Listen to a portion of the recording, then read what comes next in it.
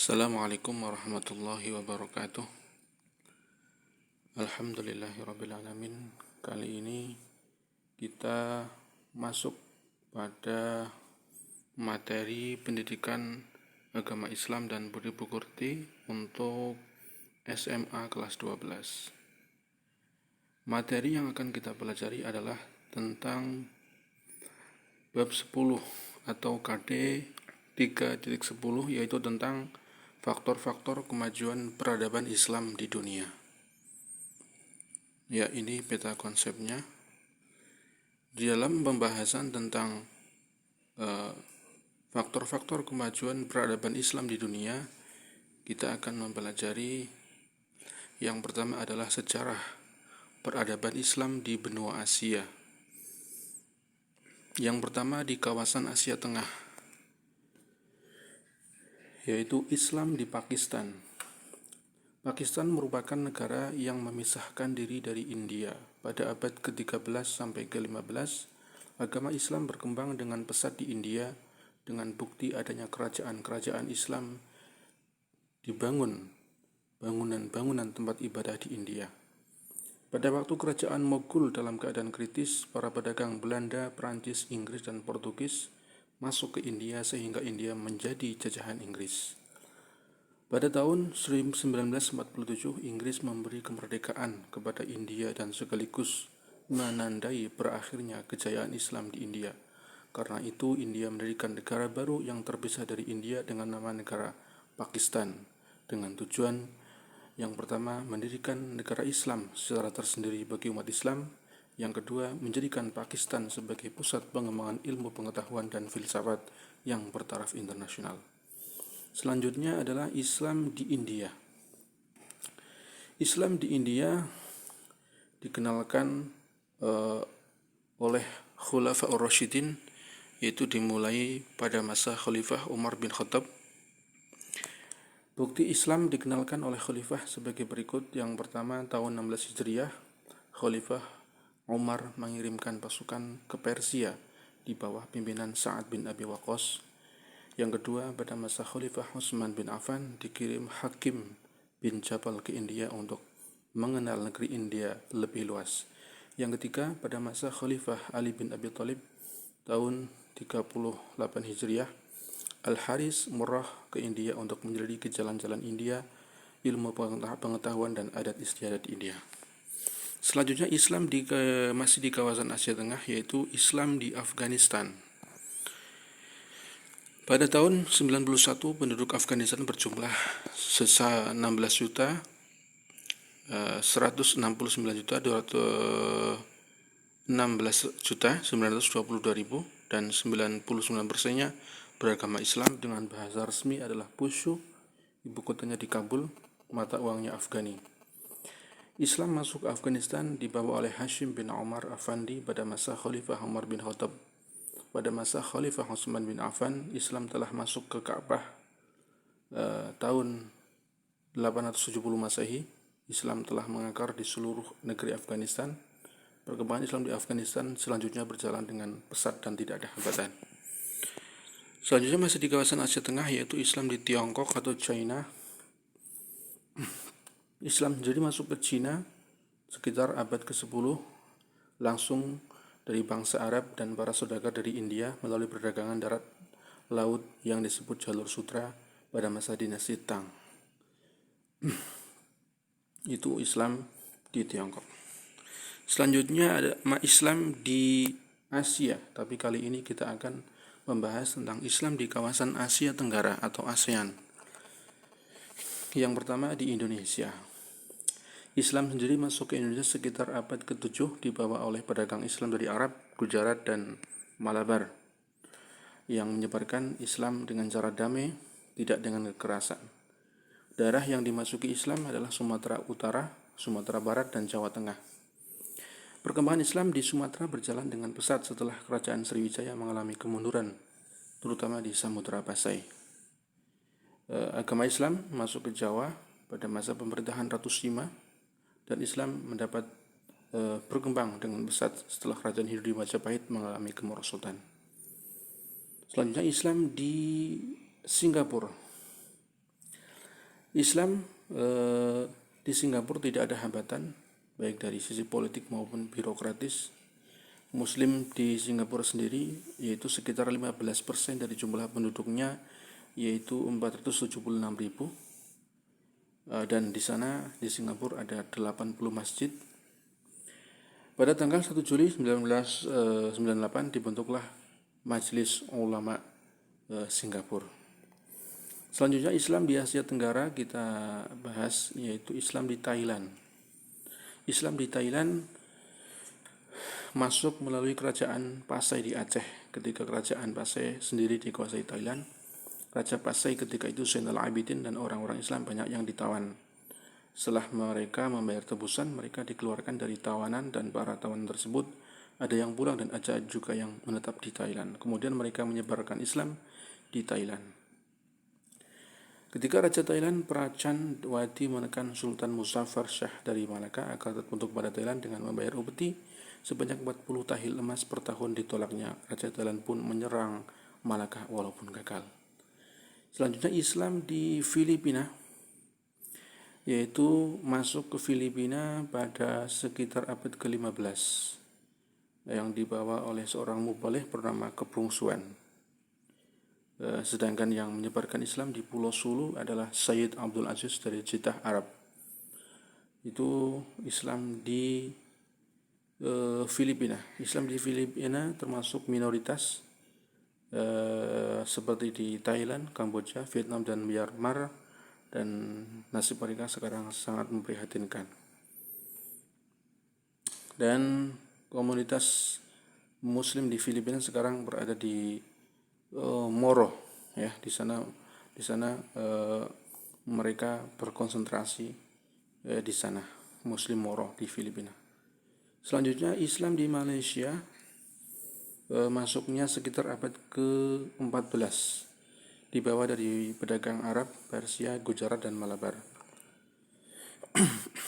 Juga ada seorang ulama bernama Sidi Abdul Aziz dari Jeddah yang mengislamkan pejabat pemerintah Malaka, dan kemudian terbentuklah kerajaan Islam di Malaka dengan raja pertama adalah Sultan Permaisura. Selanjutnya diganti oleh Sultan Iskandar Shah sehingga penjarahan Islam bertambah maju. Itu beliau memindahkan kekuasaan dari Johor ke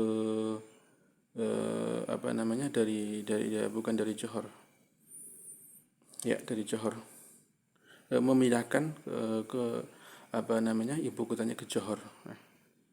Terus selanjutnya adalah Islam di Brunei.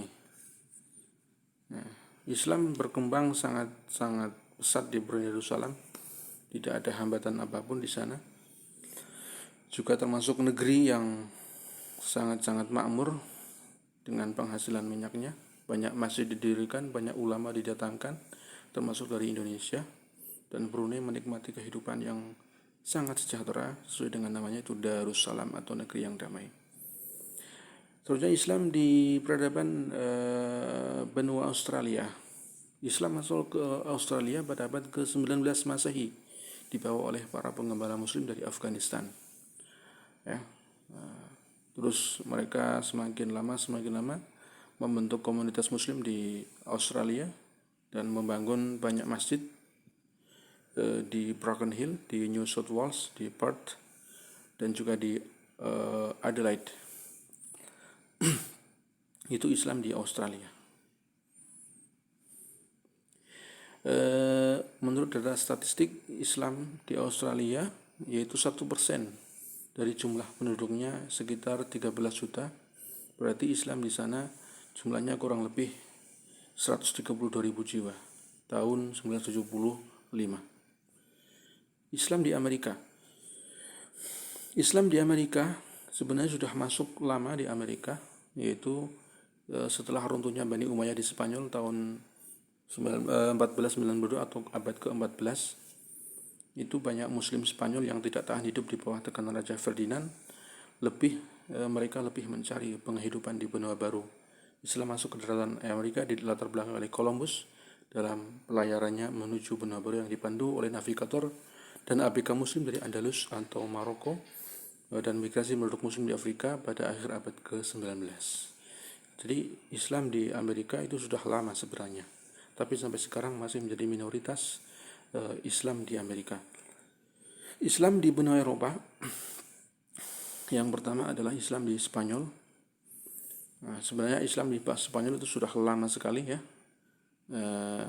dimulai sejak abad tahun 710 Masehi. Itu Islam masuk ke Spanyol. Setelah itu berkuasa di Spanyol selama 700 tahun atau 7 abad, dan kemudian diusir lagi oleh orang-orang Kristen Eropa sehingga runtuhlah Daulah Bani Umayyah Andalusia di Spanyol. Sampai sekarang Islam di Spanyol masih menjadi minoritas. Islam di Belgia ditandai dengan berdirinya gedung Islamic Center sebagai pusat kegiatan dakwah Islamiyah di Belgia. Jumlah Islam di Belgia sekitar 150.000 orang. Pada tahun 1980 di Brussels diselenggarakan Muktamar Islam Eropa. Islam di Austria masuk sekitar abad 5 Hijriah, tepatnya pada tahun 1979 dibuka Islamic Center di kota Wina yang dapat menampung 30.000 jemaah, dilengkapi masjid, perpustakaan, Muslim Social Service, madrasah, dan perumahan imam. Dan Islam diakui sebagai agama resmi setelah agama Kristen. Islam di Belanda ditandai dengan berdirinya masjid yang megah di kota Almelo. Juga dibentuk Federasi Organisasi Islam yang dipimpin Abdul Wahid van Bommel, yang merupakan bangsa Belanda asli, yang memperjuangkan buruh-buruh muslim yang umumnya dari Asia Selatan dan Afrika supaya diberi kesempatan melakukan sholat 5 waktu. Pada tanggal 14 Oktober 1983 di kota Ridderkerk dibangun sebuah masjid yang menampung 500 jamaah dengan dilengkapi ruang diskusi, ruang tamu, tempat wudhu, dan lain sebagainya. Sejarah peradaban Islam di benua Eropa selanjutnya yaitu di Inggris. Perkembangan Islam di Inggris ditandai dengan pemindahan Universitas Islam Toledo dari Spanyol ke Inggris. Sejak saat itu Inggris mempunyai Universitas Cambridge dan Oxford. Mirza Rabi, salah satu tokoh yang amat berjasa dan aktif dalam penyebaran ilmu pengetahuan agama Islam di Inggris, mengganti namanya menjadi Petrus Alfonsi dan beliau menjadi doktor Istana Raja Henry. Perkembangan Islam dilakukan setiap hari libur seperti hari Sabtu dan hari Ahad, baik untuk anak-anak maupun orang dewasa. Di pusat kota London sendiri, yang merupakan ibu kota Inggris, dibangun Central Mosque atau Masjid Agung yang selesai dibangun pada tahun 1977, terletak di Regent's Park dan mampu menampung 4.000 jamaah. Islam di Eropa selanjutnya yaitu Islam di Roma, Italia. Perkembangan Islam di Roma tidak seperti negara-negara Eropa lainnya. Meski demikian, sejak tahun 1984, umat Islam di Eropa berhasil meletakkan batu pertama pembangunan masjid di Taman March Anten di Parioli, suatu daerah yang tertib di Eropa, di Roma. Selama ini, umat Islam di Italia baru memiliki masjid di kota Catania, Sisilia, dan pertengahan tahun 1955, Masjid Bantuan Arab Saudi telah diresmikan pemakaiannya. Jumlah umat Islam di Roma sekitar 30.000 orang, sedang di Italia berjumlah 29.000 orang. Islam selanjutnya itu Islam di Rusia. Islam masuk ke Rusia itu waktu dinasti Yuan berkuasa. Kemudian bangkitlah kaum revolusioner Muslim untuk menumbangkan dinasti Yuan pada tahun 1279 sampai 1368. Setelah itu dinasti Yuan gugur lalu diganti oleh dinasti Ming. Di bawah dinasti Ming inilah Islam menduduki jabatan penting antara lain di bidang militer, intelektual, dan administrasi pemerintahan. Bahkan seorang muslim yang bernama Sang Yuchun menjabat sebagai penasihat agung Kaisar Ming yang bernama He Yongyur. Rusia sendiri berpaham komunis sehingga benci dan ingin membinasakan Islam di wilayah kekuasaan di Asia seperti yang dialami Muslim Chechnya. Akan tetapi akhir-akhir ini Rusia sudah tidak seperti Uni Soviet dulu, tapi sekarang sudah lebih longgar, juga sudah memberikan kebebasan untuk beribadah kepada orang-orang Muslim Dan Islam di Rusia sendiri merupakan komunitas Muslim terbesar di Eropa, ya, terutama di Moskow, di Chechnya, di Kazan, itu merupakan konsentrasi umat Islam di Rusia. Di benua Afrika, ya, Islam di Mesir itu sudah lama sekali Islam di Mesir. Terus ada Islam di Tunisia, Islam di Libya, dan Islam di Nigeria, yang merupakan negara-negara yang sudah memeluk agama Islam sejak lama, Islam di benua Eropa.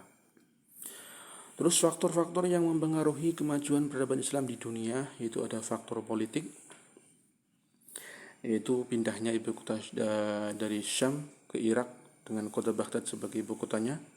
Banyak cendekiawan yang diangkat menjadi pegawai pemerintahan di istana. Paham Mu'tazilah yang menjadi bahasa resmi negara pada masa Khalifah Al-Ma'mun pada tahun 827 Masehi. Paham Mu'tazilah adalah aliran yang menganjurkan kemerdekaan dan kebebasan berpikir manusia. Aliran ini telah berkembang di lingkungan masyarakat terutama pada masa dinasti Abbasiyah I. Terus yang kedua adalah faktor sosiografi, yaitu meningkatnya kemakmuran umat Islam yang bersumber dari hasil industri dan kebudayaan yang berkembang pesat sehingga kemakmuran rakyat dapat terwujud. Yang kedua, luas wilayah kekuasaan Islam dan banyak orang Persia dan Romawi yang masuk Islam dan menjadi Muslim yang taat. Yang ketiga, pribadi beberapa khalifah sangat mencintai ilmu pengetahuan seperti Khalifah Al-Mansur, Harun al-Rasyid, dan Al-Ma'mun. Yang keempat, aktivis ilmiah, penyusunan buku-buku ilmiah seperti para penghafal ayat Al-Quran, hadis, menyusun kitab tafsir, fikih, dan hadis. Gerakan penerjemahan yang dilakukan pada masa Khilafah Abbasiyah adalah menerjemahkan dari bahasa Yunani, Suryani, dan Sanskerta ke bahasa Arab. Selanjutnya adalah identifikasi pusat kemajuan peradaban Islam di dunia. Ketika umat Islam mencapai puncak kejayaannya, disitulah muncul, ya, kota-kota yang menjadi pusat kemajuan peradaban Islam. Ada 10 kota yang menjadi pusat kemajuan peradaban Islam di dunia. Yang pertama adalah Makkah, yang kedua Madinah. Dua kota ini adalah dua kota suci yang berada di negara Arab Saudi. Yang ketiga adalah Baitul Maqdis atau Yerusalem yang berada di negeri Palestina. Yang keempat ada Damaskus atau yang berada di Suriah atau Syria. Yang kelima Baghdad di Irak. Yang keenam Kairo di Mesir. Yang ketujuh Istanbul di Turki. Yang kedelapan Tiongkok atau China. Yang kesembilan Andalusia di Spanyol. Yang kesepuluh Persia atau negeri Iran. Itu adalah kota-kota yang menjadi pusat kemajuan peradaban Islam di dunia. Terus yang terakhir adalah hikmah mempelajari faktor-faktor yang mempengaruhi kemajuan perkembangan Islam di dunia adalah yang pertama, umat Islam harus pandai. Jadi umat Islam harus pandai ketika ingin Islam kembali menjadi pusat peradaban dunia. Umat Islam semuanya harus pandai. Tidak boleh umat Islam jadi umat yang bodoh. Yang kedua, umat Islam harus menguasai ilmu politik. Artinya kita juga harus berpolitik. Kalau kita tidak berpolitik, kita akan dipolitiki. Itu kira-kira seperti itu. Yang ketiga, umat Islam harus menguasai ekonomi, harus kuat secara ekonomi, harus menguasai ekonomi. Tidak boleh umat Islam lemah. Nanti ketika umat Islam lemah, kita akan ditindas dan akan dihabisi oleh umat yang lain. Yang terakhir adalah umat Islam harus menerapkan pola disiplin. Jadi kedisiplinan adalah nomor satu, ya. Ketika Islam bisa menjalankan kehidupan yang disiplin, insya Allah sedikit demi sedikit peradaban Islam akan bangkit kembali. Demikian pemaparan materi tentang faktor-faktor kemajuan peradaban Islam di dunia. Apabila banyak salahnya dari saya mohon maaf. Wa akhiran, wassalamualaikum warahmatullahi wabarakatuh.